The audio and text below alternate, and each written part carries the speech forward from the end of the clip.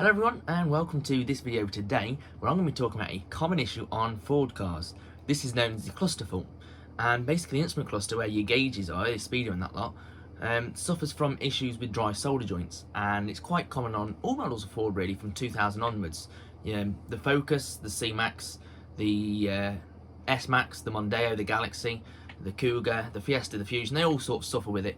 And it's less common on 2007 onwards models, but it does still happen. Now the cluster fault is basically where lead-free solder was starting to be used on things, and it's quite a brittle solder in comparison to leaded.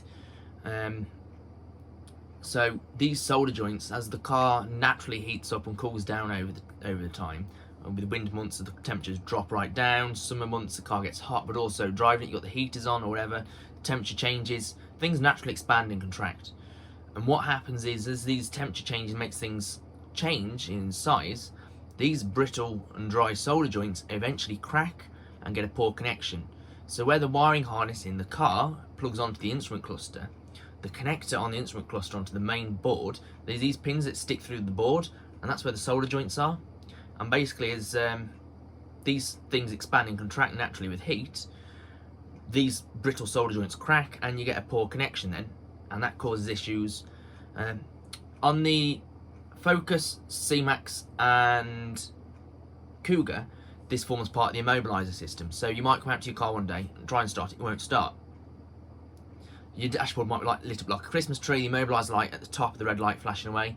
You can't start the car. Now that might be a problem with the key and the immobiliser chip in the key, or it could be the cluster fault. And again, it could happen when you're driving along, all of a sudden the car cuts out and that red light at the top's flashing like mad and the gauge is lit up like a Christmas tree. On the Mondeo, S-Max and Galaxy, it doesn't form part of the immobiliser, so the car will still run fine. You can even totally remove the instrument cluster and still drive fine. If you did that on a Focus, C-Max or Kuga, that wouldn't happen. You wouldn't be able to drive anywhere, the car wouldn't start. You unplug the instrument cluster, the car cuts out. So what other things could happen is you could be driving along and just every single light lights up on the dashboard. Well, that could just be a power supply issue on the car, so your alternator's failed as well, something like that.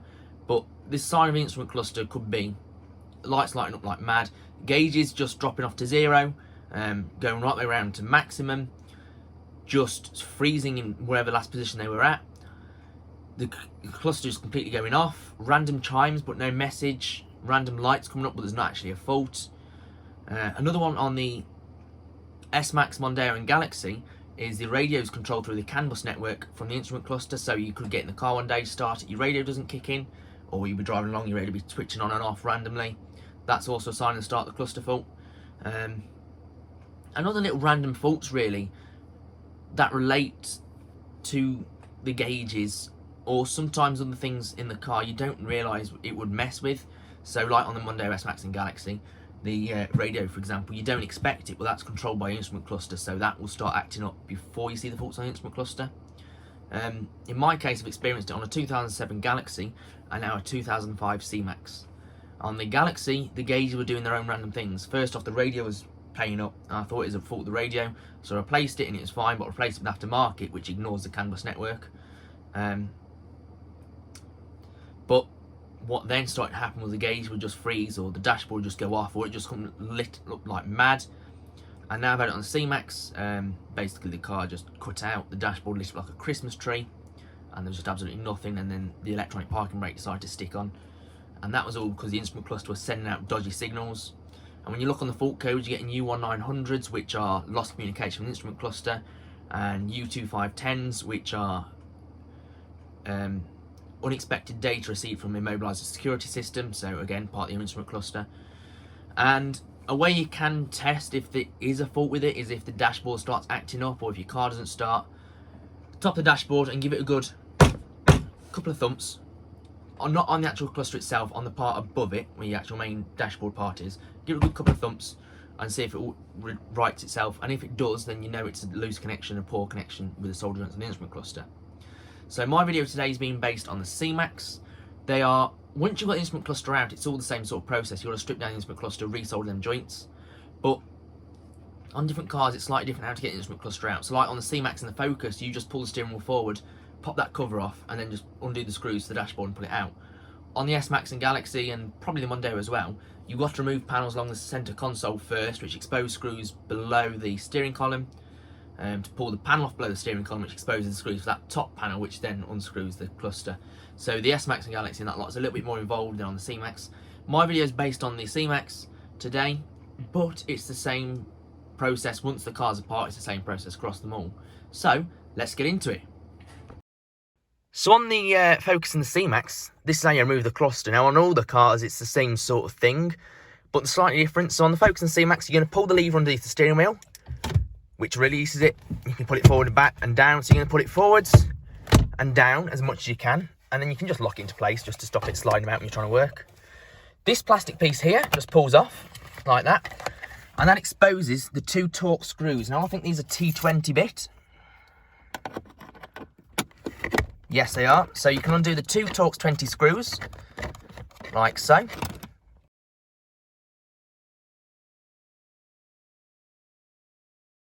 Okay, so with them 2 screws removed, the cluster is kind of free, but not enough. There is a clip at the top. Now you need to be careful to get something thin in there, but you don't want to break the cluster and crack it. You just need to sort of wedge it. You don't want to break, this is very brittle, you don't want to break the plastic and you don't want to damage the dashboard. You just sort of need to get the clip opened out a little bit. Cards are normally a good idea to use. They will just sort of slide in there, sort of twist them around, and there's sort of like a clip at the top. It's a bit awkward to get undone, but eventually with a bit of manipulating with card, something like that, just be careful obviously not to crack the cluster, you will eventually get it unclipped. So once that clip at the top has been loosened and is free, the instrument cluster will just sort of pull out like this. Now there's no speedo cable, it is all electronic and done through the ECUs.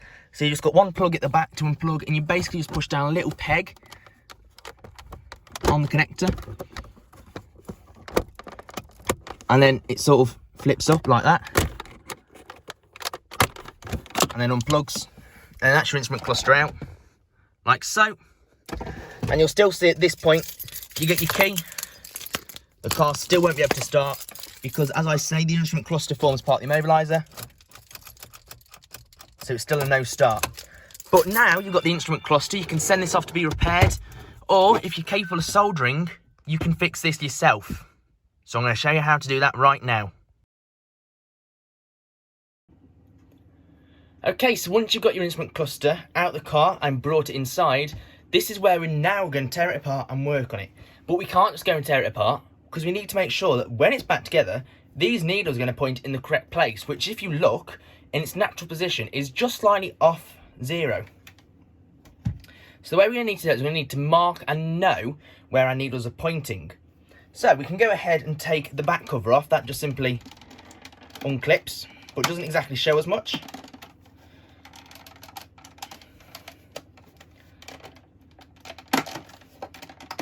Like that.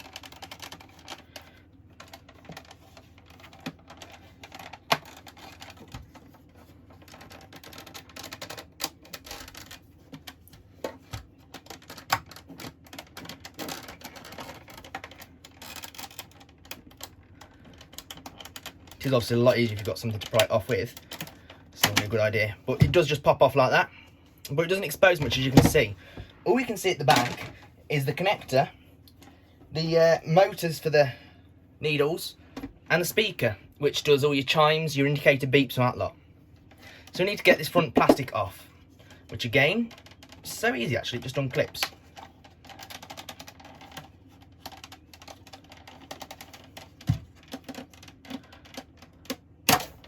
Okay.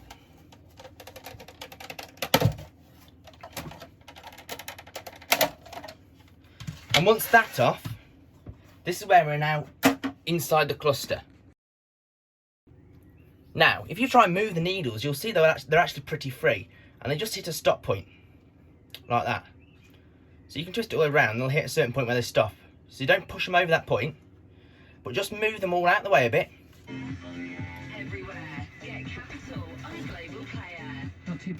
No idea why that's kicked in.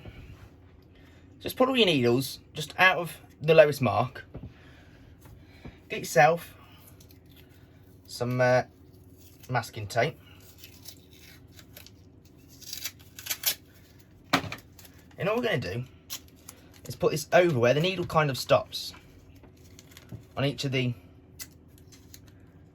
places.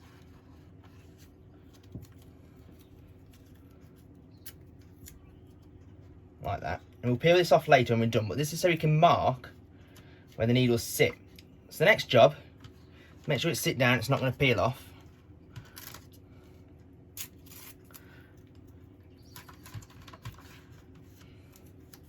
Next job is to bring the needles back down to where they'd stop, which is there. Just slightly off the 0 point, that is. You don't want to push them over, you just want to bring them down to where they'd stop. And now using a pen, just make a bit of a mark. Make sure it's there in position. And just make a bit of a mark exactly right place. Now it's important you get this right, because if you don't, your needle's going to be off and not reading correctly. It's obviously going to be an issue. So it's important you get them in the correct place. Just mark like that. And now you can pull the needles off. They do just pull off. But if they've never been off before, which chances are they haven't, they're going to be pretty tight. So you just can sort of pull up.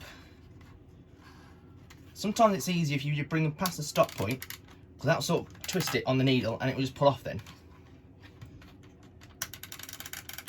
And the motor won't go past the stop point, because that's the stop point on the motor. And they just pull off like that. And it's a good idea just to double check, make sure your tape isn't going to come up. And maybe use a bit of stronger tape if your masking tape isn't that strong.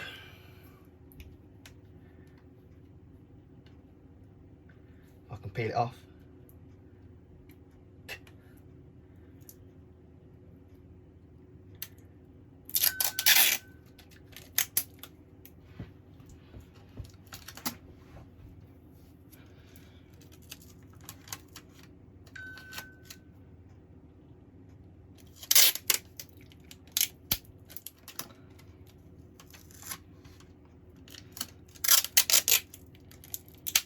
Again, this is just to make sure that your tape isn't going to pull out of position, and that will keep your needles in the right place. Then this cover just sort of comes, tape stuck to me. It does sort of pull off, but you've got to sort of get it wiggled over like that. You see I've actually taped this down. And then it just sort of pulls off like that. So simple. Now this is where you can replace this for custom designs if you wanted. And you can see all the lights light up through this. I don't know why you can see that, but all the lights light up through this. You can see like your glow plug, engine management, traction control, fuel, ABS, handbrake, all this lot. I haven't really got a light I can show you it with, but everything lights up through this. So this is where, if you wanted to fit a white dial kit or something like this, it's basically just this sheet and it just sits on like this. So this is where you change that if you were going to do that. If you want to change the colour or the way it lights up, it's a little bit harder. It's these LEDs. Everything's LED on these. It's these LEDs that define the colour. So you do have to just solder it off. You can't just replace them with a bulb. So this board just clips out, so you can just push the clips in either side. Be careful of brittle plastic. I'll have to glue that back on.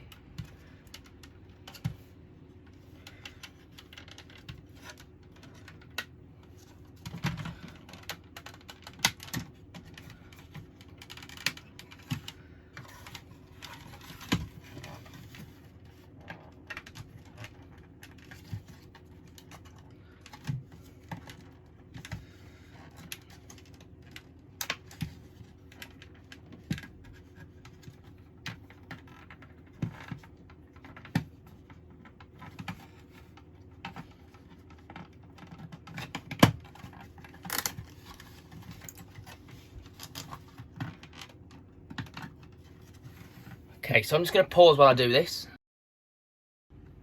Okay, once this is off, you see the screen's attached to this, plugs in by that connector onto there, so be careful you do not damage them pins.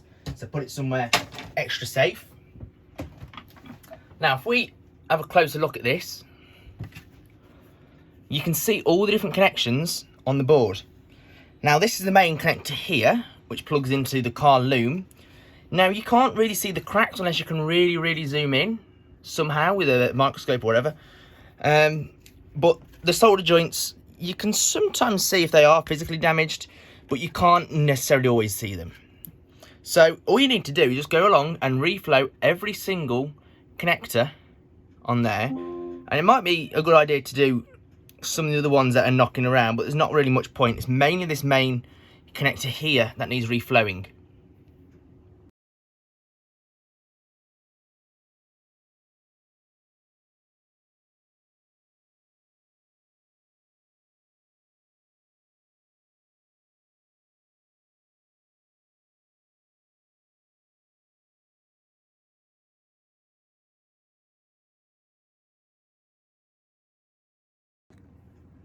Okay, so that's all the solder joints reflowed. I didn't just do the connector, I did do other ones as well. So the ones for these motors, I did all them.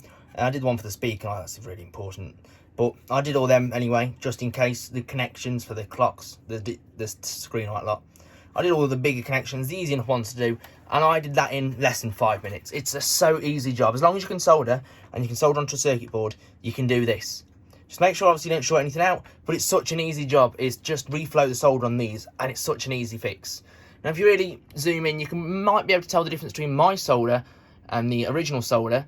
Mine should have a shinier look to it because I use leaded 40-60 lead and tin ratio solder.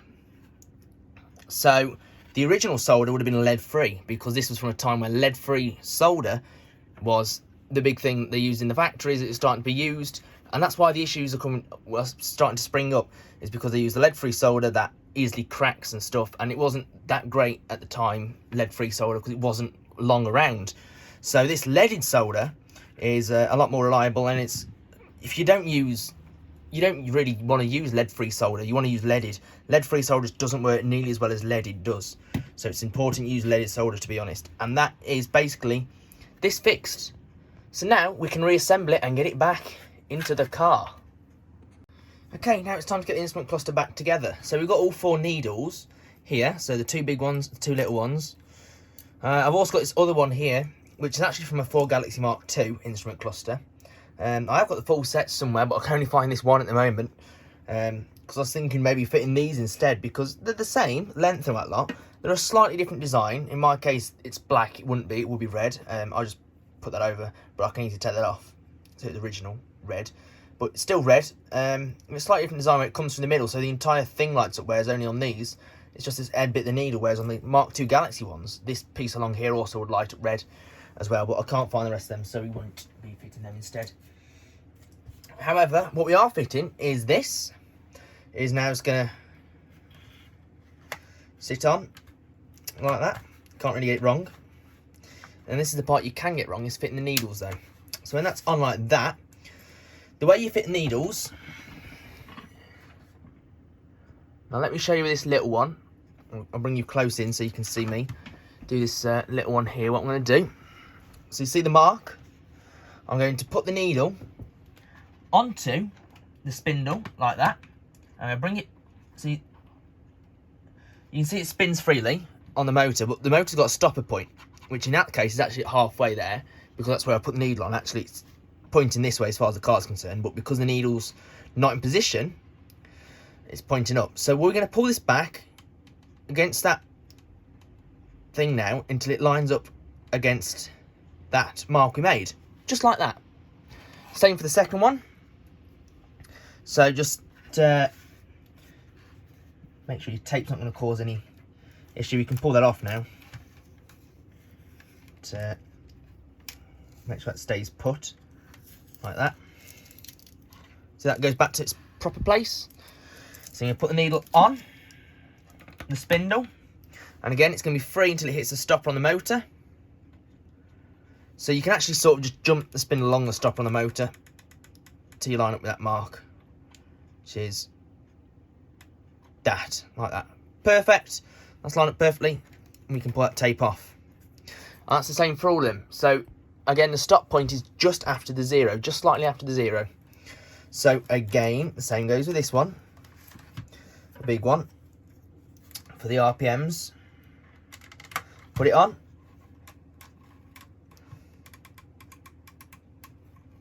past 0, because there's 0, look, we're going to put it past 0, and it should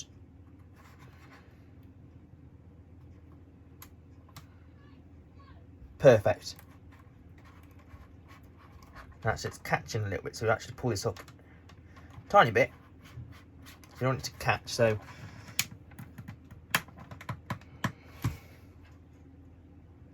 and you see this has gone too far now, so we're just going to put it back on itself, and that's perfect. We'll pull that off. And the last one, this is the most important one of them all, is the speed. This is the one that is most important to be as accurate as possible. If the fuel gauge is slightly off, it's not the end of the world. Temperature gauge is slightly off, not the end of the world. Speed, if your RPM is slightly off, not the end of the world. What is the end of the world is if this one's slightly off. So again, we're going to put it on. I'm going to bring it against its thing until we line up that mark we made, which is just after the 0. If it's overreading slightly, that's fine, but if it's underreading, then you're going to have problems. And that's about perfect there. And my RPM looks a little bit low actually, so I'm just going to estimate that and say that can go there. Yeah, that's about right. Because I've already pulled the tape off, I don't know, but I noticed it was a bit thingy afterwards. But as I say, the important one's a speedo set up right, which it now is. So it's important you make sure this is just, the cover's on perfect. That's it. It's back together. Pretty much. Now, just make sure the inside of there is clean. As long as you haven't touched the inside of there, it'll be fine. Make sure all your needles are down to nothing, without knocking them obviously. And then,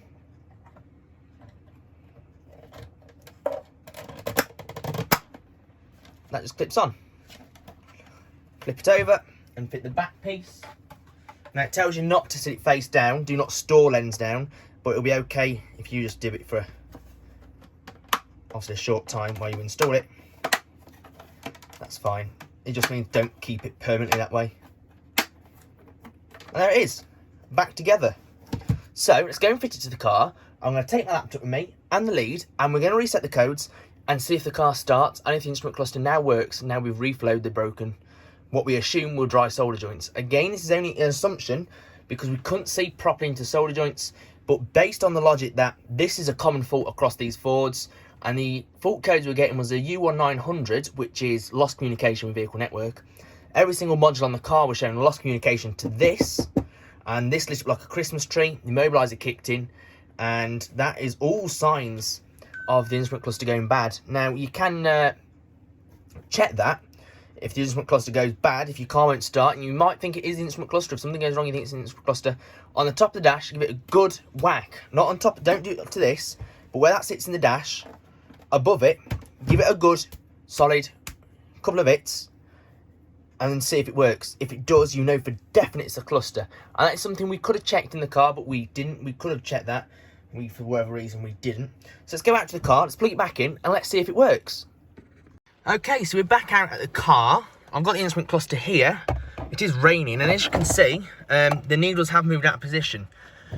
But because they are on the right position on the motor, and it's the motor just twisted round, when we plug it in, it should reset. And if it doesn't, we can do a gauge sweep. So plugging in is as simple as grabbing hold of the connector, and we'll probably hear it all spring into life.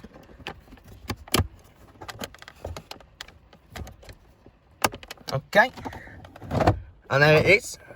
It's in. So no, the gauges haven't moved. Okay, so what we'll do is we'll try to turn the ignition on.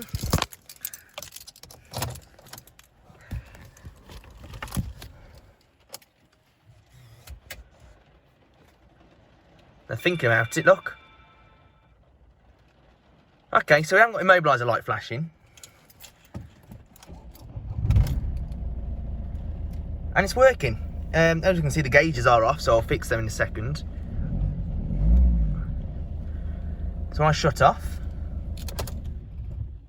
Okay, yeah. So let's do a gauge sweep. So we can enter the test menu. I've already done a video on this. Hold down the reset button and turn the ignition on.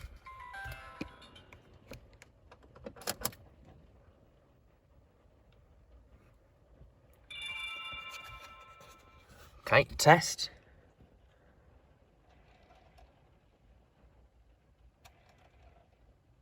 Okay, so We'll have to pull the instrument cluster apart and pull these back down to the right position. But that's not a problem. That's why we test this stuff. Okay, so now if we check it, the gauges are reading right. That's good. So if we go into the test menu now and do a gauge sweep.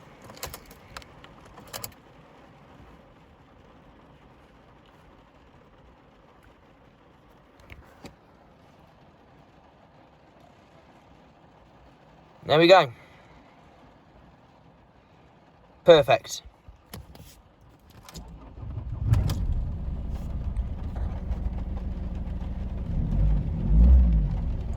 Look at that. Good as new. Check the... Yep, the sound's working. Perfect.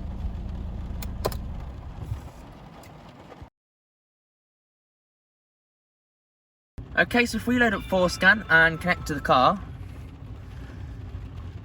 using our adapter, which is plugged in down there, we'll connect up to the car. As you can see, it's picking up all the fault codes. Your vehicle might have a medium speed network. Do you have a switch? Yes, I do. Let's switch that over. Okay, so these are all the fault codes we had.